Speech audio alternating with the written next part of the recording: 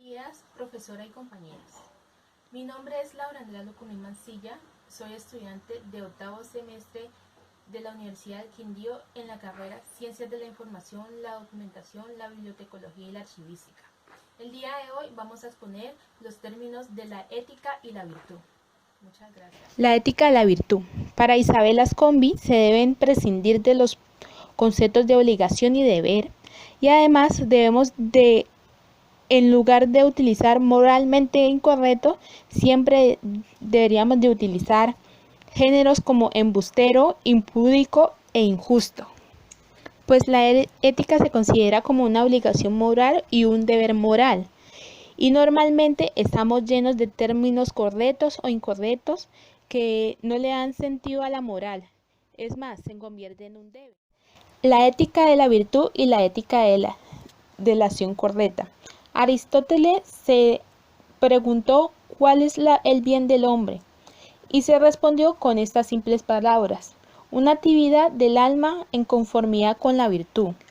Otros autores también se acercaron a la ética con el cuestionamiento de quién hace a alguien una persona buena. Y el resultado fue una pregunta o una respuesta central, que fue las virtudes, que son un dominio de sí mismo en la generosidad. El cristianismo llegó con una serie de ideas nuevas, tales como Dios es el legislador o obedecer a Dios sobre todas las cosas. Para los griegos, la sabiduría era la razón, era práctica y constante. Para ellos, la vida virtuosa no era una forma de vivir. Es así como aparece San Agustín, al cual no le parecía mucho la vida después de la razón, o no confiaba mucho en el tema de la razón. San Agustín ejerce una influencia y le enseña el bien moral. Estas leyes duraron hasta los filósofos medievales, los cuales utilizaron las virtudes como el contexto de la ley divina, como las virtudes teológicas, tales como la fe, la esperanza, la caridad y la obediencia. Al llegar al Renacimiento, los filósofos dejan la filosofía moral y empiezan a buscar nuevos hábitos. Es así como la ley divina es reemplazada por el equivalente que es la ley moral, la cual siempre dijeron que surgía de la razón humana. Esta ley fue concebida como un sistema de reglas específicos para unas acciones correctas, haciéndose cuestionamientos sobre qué es lo correcto. Es así como se llegó al cuestionamiento: ¿cuál es la acción correcta? Para los nuevos filósofos, la virtud ya no era tan importante. Es por eso que se empezaron a hacer nuevas teorías sobre la corrección y la obligación. De este modo encontramos la teoría del egoísmo ético, la cual promociona sus propios intereses. Encontramos la teoría del utilitarismo, que es hacer aquello que promueve mayor felicidad. También encontramos la teoría del Kant, que es obedecer las reglas que fueron universales. Y por último, y no por eso menos importante, encontramos la teoría del control social, la cual establece que las reglas de la gente racional para su propio beneficio. Diversos filósofos se han cuestionado si debemos regresar a una ética de la virtud. Un ejemplo de ella es Isabel Ascombi, la cual sugiere que la filosofía moderna está en bancarrota.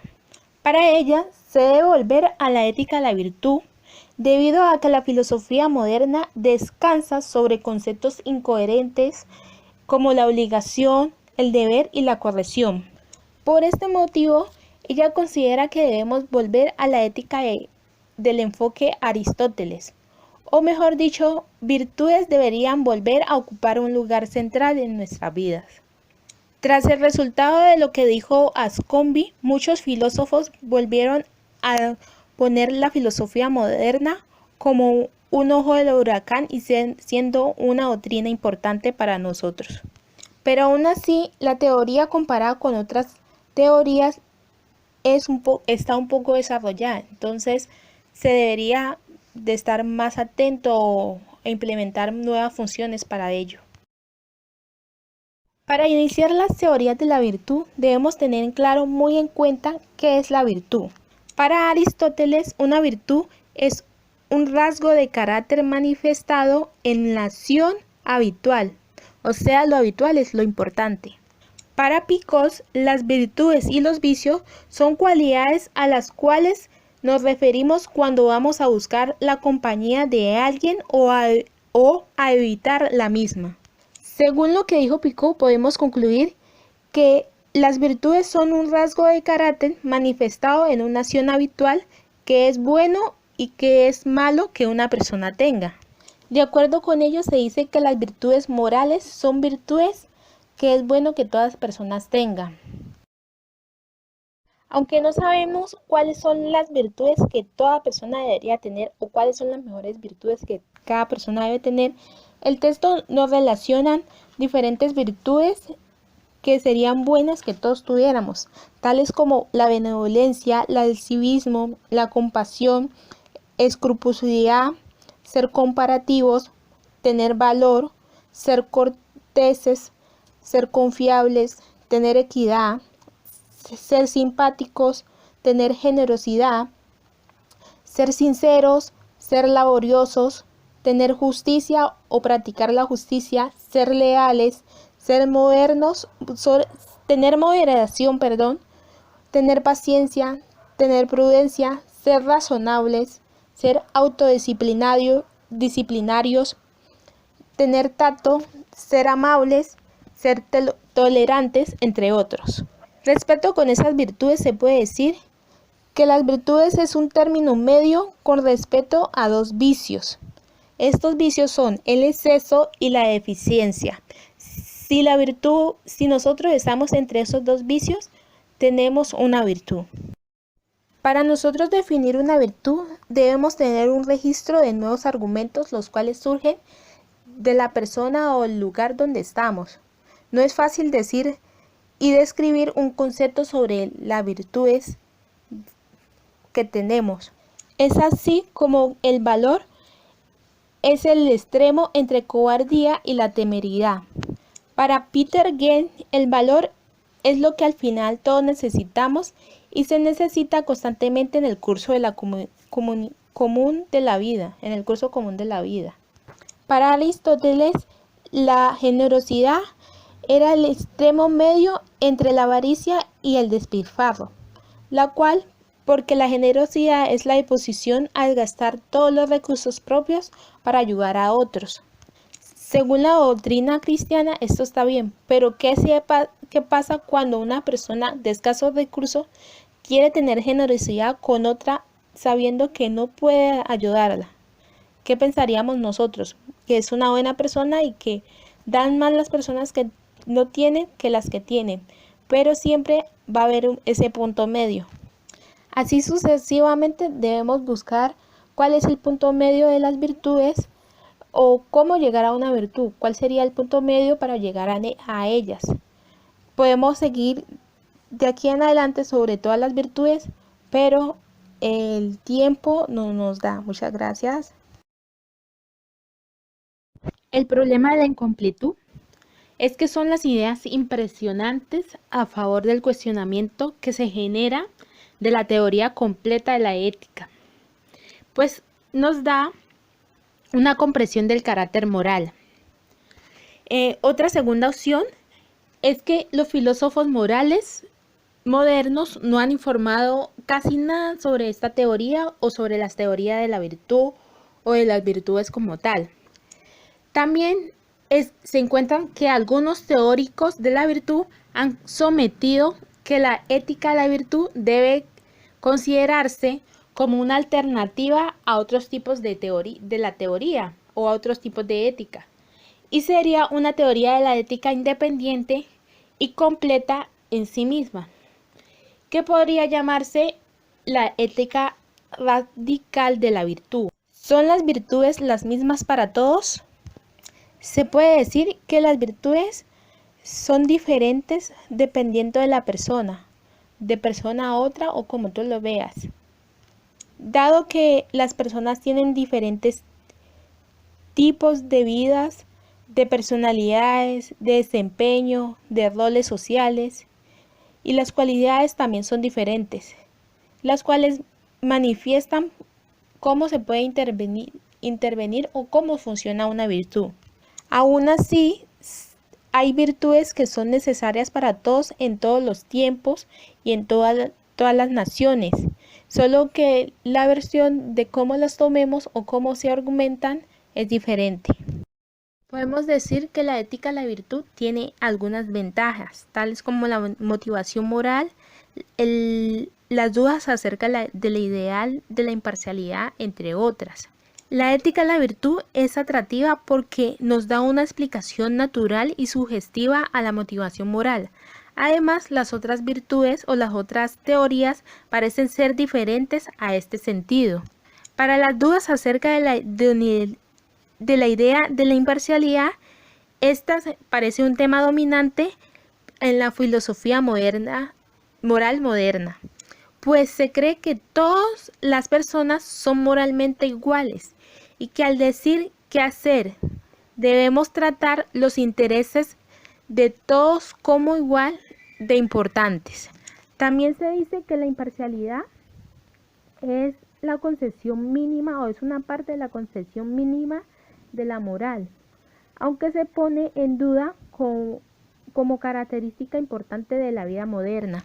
De acuerdo con ello, se pueden decir que algunas virtudes son parciales y otras no. El problema de la incompletud es que son las ideas impresionantes a favor del cuestionamiento que se genera de la teoría completa de la ética, pues nos da una comprensión del carácter moral. Otra segunda opción es que los filósofos morales modernos no han informado casi nada sobre esta teoría o sobre las teorías de la virtud o de las virtudes como tal. También se encuentran que algunos teóricos de la virtud han sometido que la ética de la virtud debe considerarse como una alternativa a otros tipos de la teoría o a otros tipos de ética, y sería una teoría de la ética independiente y completa en sí misma, que podría llamarse la ética radical de la virtud.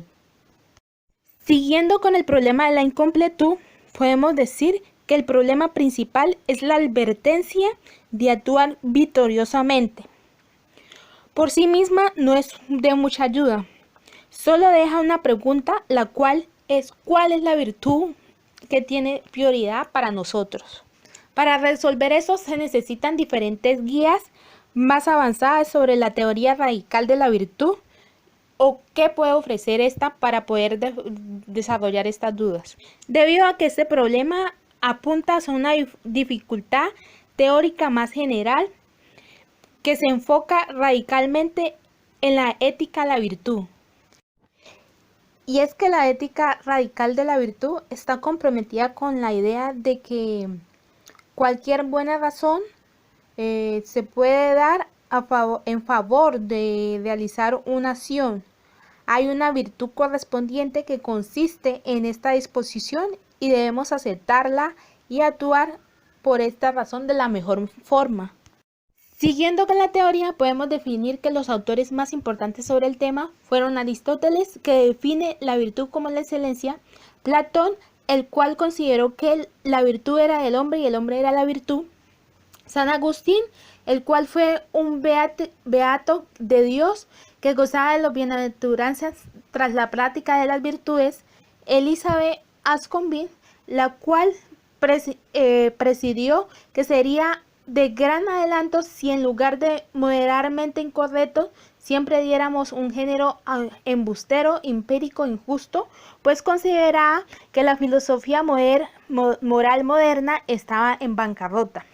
También estaba Picot, que propuso que las virtudes y los vicios son cualidades a las que nos referimos al decidir si vamos a buscar la compañía de alguien o la vamos a evitar.